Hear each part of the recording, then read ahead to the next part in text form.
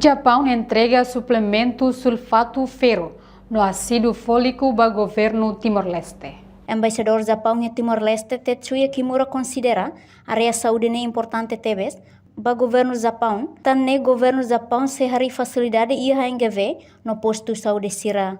Governo Japão serviço hamoto com a Agência Nações Unidas, hanesang UNICEF, para hoje se discute com o programa IDA, com a atu continua saúde materna no saúde infantil e a futuro. And therefore we are pleased to hand over today the supplement to Ministry of Health.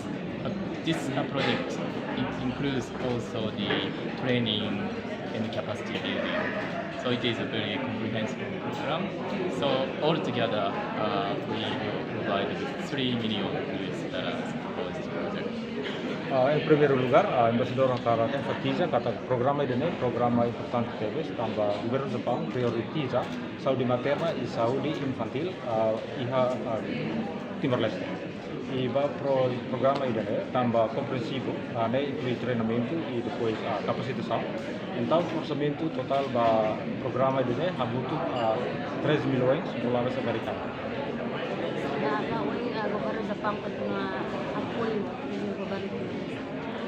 Entretanto, o vice-ministro do Fortalecimento Institucional Saúde, José dos Reis Magno Hateteng, cerimônia idane importante tebes, o objetivo é feito ao adolescente sira. Dia 16, di 15 dia 16 salah kita saya hahu kampanye buat tidak ia termerah. Nah, incluímos a atividade também. Agora, kampanye sira ni terhalau perwisata sensibiliza para a população sira. Agora, se tem que fazer cerimônia entrega IFC ninian ini importante terus tambah ninian objetivo ne atau insan ita ninian além feito ou feito sira com idade adolescente ele sira no grupo de idade 12 ou 16 anos né sira belehetan tableta né durante pula vida cada semana sira sehetan ida né e durante sira no período com estômago sira sehetan ida né atau né ita hotu até ele katakan ita emane ninia rane produksi rui. Nebe quando ita ni rui ne rana ladu virus tanda, itu produção rames menos.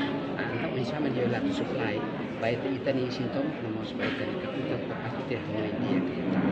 Tambah ne maka agradece teles ba governo Japão, a UNICEF, nebe maka sira halus kurso toma katu bele mobiliza recursos sira mai Timor-Leste. Atau ne kita bele implementa. Reportagem Celestina Falo, Televisão Timor-Post.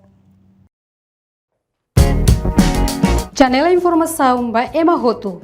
Atu atena informação atual diagliu kita halua. Hane hambutão subscribe, like, halo comentário no file do media social hoto.